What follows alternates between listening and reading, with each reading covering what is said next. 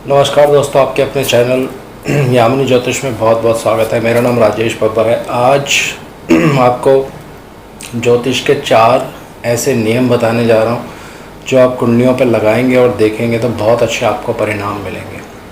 तो आइए वीडियो आरंभ करते हैं। वीडियो आरंभ करने से पहले सबका बहुत बहुत धन्यवाद जो लोग मेरा चैनल सब्सक्राइब कर रहे हैं, और आशा करता हूँ सब कुशल मंगल होंगे। भगवान शनिदेव से और भगवान गणेश जी से आराधना करूँगा सबके घर में सुख और शांति बनाए रखें, ये विद्या सीखने में हमारी मदद करें। तो 4 बहुत ही अच्छे रूल्स आज मैं आपको बताने जा रहा हूँ। उसमें कुछ उदाहरण लेने की भी कोशिश करेंगे। थोड़ा थोड़ा आपको मैं डिटेल्स बताऊंगा, लेकिन कॉन्सेप्ट आप समझ लेंगे तो फिर आपको कुंडलियों पे वो लगाना बहुत ज़्यादा आसान रहेगा दोस्तों। तो आइए, पहला रूल मैं आपको बता देता हूँ कि पहले रूल क्या है। इस रूल को केंद्रीय प्रभाव कहते हैं। ये कैसे देखा जाता है ये आपको मैं बताता हूँ।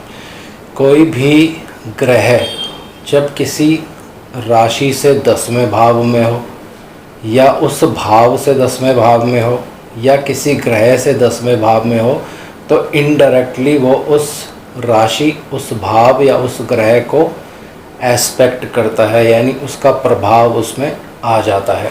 तो इसको एक उदाहरण के माध्यम से मैं आपको बताने की कोशिश करता हूँ।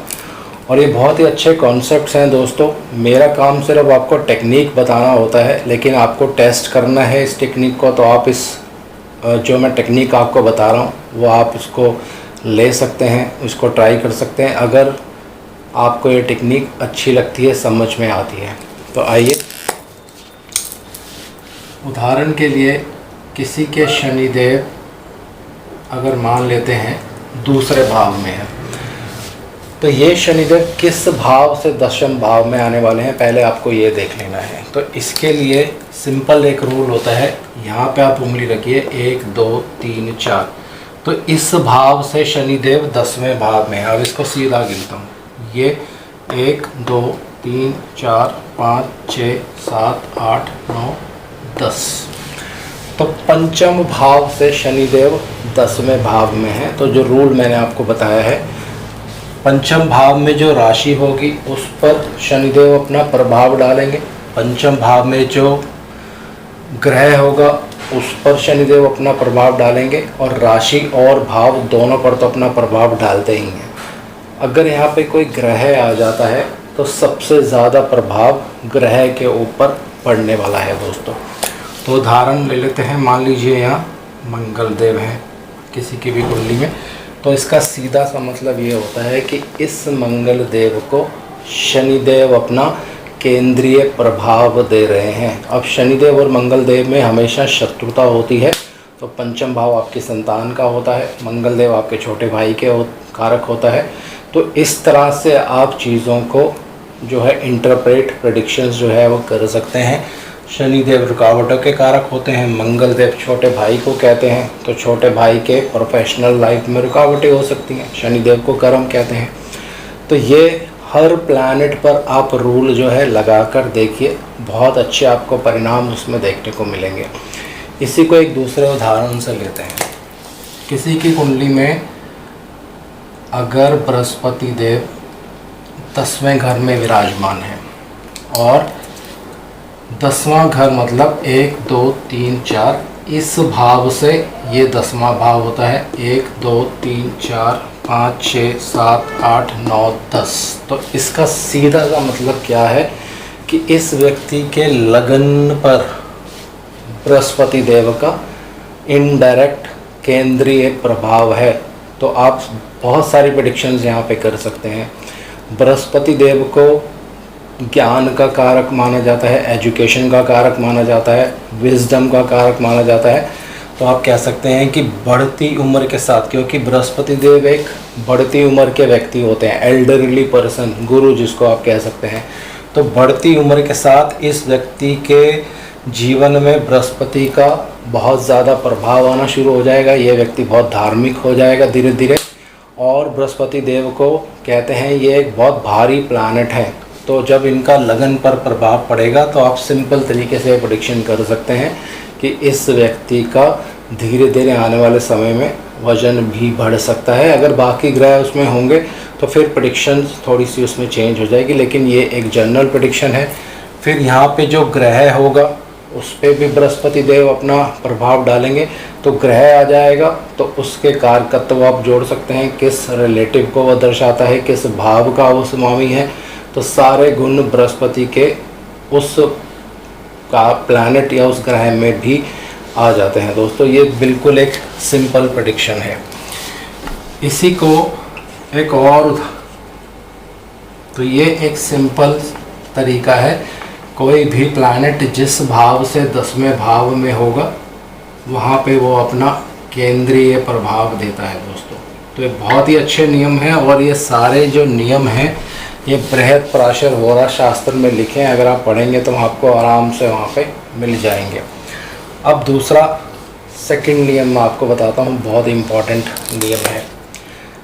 पहले नियम बता देता हूँ। कोई भी ग्रह कहीं भी बैठा हो, पीड़ित हो, कम्बस्ट हो, नीच का हो, जितना मर्जी कमज़ोर हो, जब वो अपने भाव को देख लेता है, यानी जहाँ पे उसकी राशि होती है उसको देख लेता है, तो अपने भाव को वो बल प्रदान करता है दोस्तों। तो इसको एक उदाहरण से समझते हैं। मान लीजिए किसी के मंगल देव यहाँ पे हैं, तो 6 नंबर यहाँ आएगा, तो यहाँ 1 नंबर। तो इसमें सिंपल सा एक नियम है, 4 नंबर लगन होगा, 4, 5, 6, और 1 नंबर यहाँ पे आएगा। ये मंगल देव का अपना ही घर है दोस्तों। तो यहाँ से मंगल देव अष्टम दृष्टि यहाँ डालेंगे, 1, 2, 3, 4, 5, 6, 7, 8। हालांकि मंगल देव शत्रु भाव में बैठे हैं, बुध की राशि में है, लेकिन जब अपने भाव पर दृष्टि डालते हैं तो अपने भाव को बल प्रदान करने की ताकत उनमें अवश्य होती है दोस्तों। तो ये पहला नियम हो गया। इसी को और थोड़ा सा मैं एडिशन करके आपको कुछ और नई चीज़ बता रहा हूँ। मंगलदेव अपने भाव को देखेंगे, इस भाव को 10वें भाव को बल मिल रहा है, लेकिन इसके साथ साथ मंगलदेव की दृष्टि के साथ साथ अगर कोई शुभ ग्रह भी 10वें भाव को देख लेता है तो फिर आप 100% यहाँ पे कह सकते हैं कि 10वां भाव नेम फेम दिलवाता है। तो इस व्यक्ति को जीवन में अवश्य नेम फेम मिलेगा। मान लीजिए अगर बृहस्पति देव यहाँ आ जाते हैं, तो यहाँ से बृहस्पति देव 7, 8, 9 यहाँ पे दृष्टि डालेंगे, तो जो रूल मैंने आपको बताया यहाँ पे एप्लीकेबल होता है दोस्तों। मंगल अपने घर को देख रहे हैं और साथ साथ उसी के घर को कोई शुभ ग्रह भी देखता है तो बहुत अच्छा प्रभाव देखने को मिलता है। लेकिन इसका उल्टा हो जाए, अगर मंगल देव अपने घर को देख रहे हैं और उसके घर को अगर कोई नेगेटिव ग्रह भी देख ले साथ साथ, तो रिज़ल्ट मिक्स हो जाता है। नेम फेम तो अवश्य मिलेगा, लेकिन बहुत रुकावटों और परेशानियों के बाद इसको इस तरह से आपको इंटरप्रेट जो है वो करना होता है। अब तीसरा रूल, आपको एक और रूल बता रहा हूँ बहुत अच्छा, जो इसी से संबंधित है। उसके बाद फिर एक और रूल बताऊँगा, वो भी बहुत अच्छा एक रूल है। यहाँ पे बृहस्पति मंगल देव अपने भाव को देख रहे हैं जो मेष राशि है दोस्तों। मंगल देव की दूसरी राशि यहाँ पे आने वाली है। तो ये एक बहुत ही सिंपल सा नियम है और महत्वपूर्ण नियम है, इसको आप याद कर लीजिए। कोई भी ग्रह जब अपने किसी भाव को देखता है और उसकी अगर 2 राशियाँ होती हैं उस ग्रह की, अगर वो एक राशि को देख लेता है तो दूसरी राशि को अपने आप बल मिल जाता है दोस्तों। इसी एग्जाम्पल में जैसे मैंने आपको बताया कि मंगलदेव अगर मेष राशि को देखते हैं तो इस भाव और इस राशि को भी अपने आप बल मिल जाएगा। और उसी समय में अगर कोई शुभ ग्रह या तो यहाँ दृष्टि डाले या यहाँ दृष्टि डाल ले तो दोनों ही भाव यहाँ बली हो जाएंगे। पंचम भाव आपकी विद्या का होता है, 10वां भाव आपके कर्म स्थान का होता है। तो ऐसा व्यक्ति अपनी विद्या से, अपनी इंटेलिजेंस से, अपने कर्म में, अपने प्रोफेशन में बहुत ज़्यादा नाम कमाता है दोस्तों। तो ये बहुत ही अच्छा एक रूल है ज्योतिष का, इसको आप अप्लाई करके देखिए, हर जगह आपको बहुत अच्छे परिणाम देखने को मिलेंगे। अब एक और रूल आपको मैं बताता हूँ जो बहुत ही साधारण है। जो मैंने पहले रूल बताया उसी से कुछ मिलता जुलता है।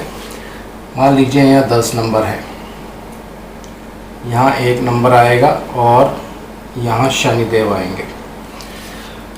तो एक साधारण सा आपके मन में एक क्वेश्चन आता है कि शनिदेव तो नीच के हैं यहाँ पे, लेकिन जो नियम है ज्योतिष का वो आपको यहाँ पे याद रखना है।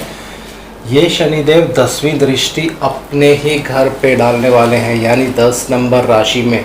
तो जब शनिदेव का समय इस व्यक्ति के जीवन में आरंभ होगा, यानी आप ऐसा कह सकते हैं कि शनिदेव की महादशा जब इस व्यक्ति को लगेगी, तो ऐसे व्यक्ति को नेम और फेम मिलेगा।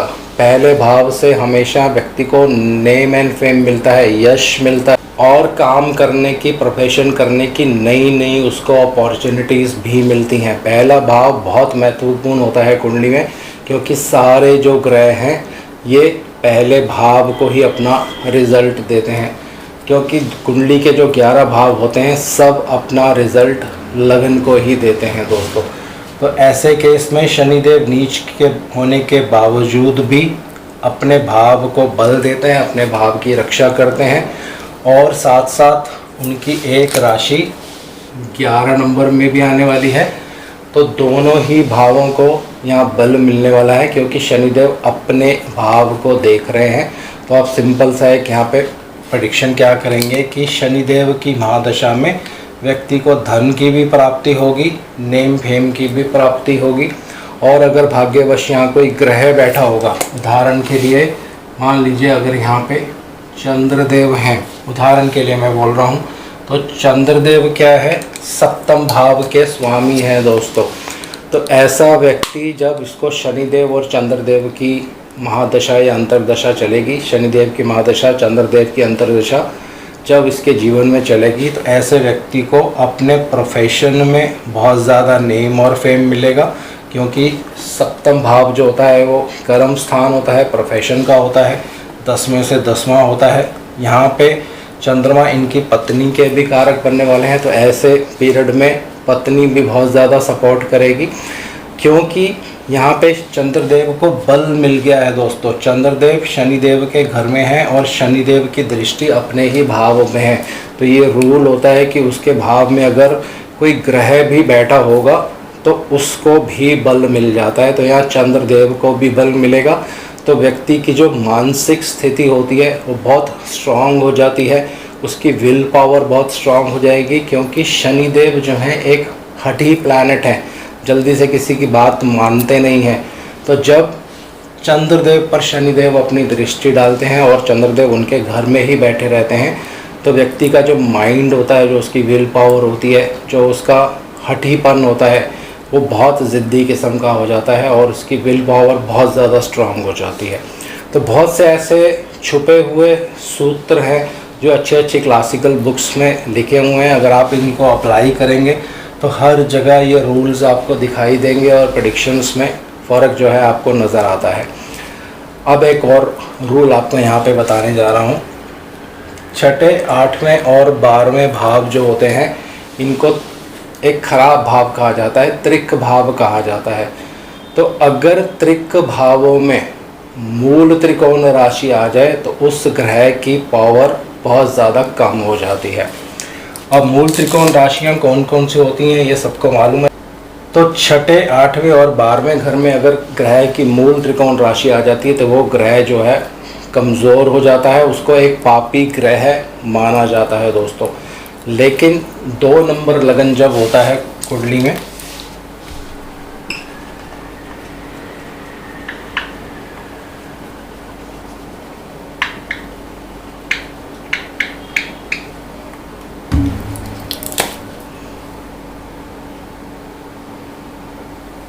जब कुंडली में 2 नंबर लगन होता है तो शुक्रदेव की जो मूल त्रिकोण राशि है वो 6ठे भाव में आ जाती है। तो ऐसा बहुत से क्लासिकल बुक्स में मेंशन है और लिखा भी हुआ है कि 2 नंबर लगन के लिए शुक्रदेव को कुछ मेलेफिक ग्रह की उपाधि दी जाती है। लेकिन यहाँ पे एक रूल है जो आप लगा सकते हैं। यहाँ पे शुक्रदेव क्योंकि लगन के भी स्वामी है, 6ठे घर के भी स्वामी है, तो हमेशा एक मिक्स रूप से रिज़ल्ट देते हैं। अच्छा भी रिज़ल्ट देते हैं और ख़राब भी रिज़ल्ट देते हैं दोस्तों। तो ये बहुत सारे अच्छे रूल्स हैं जो मैंने आपको आज बता दिए हैं। इनको आप अलग अलग कुंडलियों पर ट्राई करके देखिए। और आज इस वीडियो को यहीं विराम दे रहा हूँ। अगली वीडियोस में चर्चा करेंगे सिर्फ 2 ग्रहों से आप कैसे 8 या 10 कुंडली में प्रेडिक्शंस कर सकते हैं, वो आपको मैं अगली वीडियो में बताऊंगा। जय शनिदेव।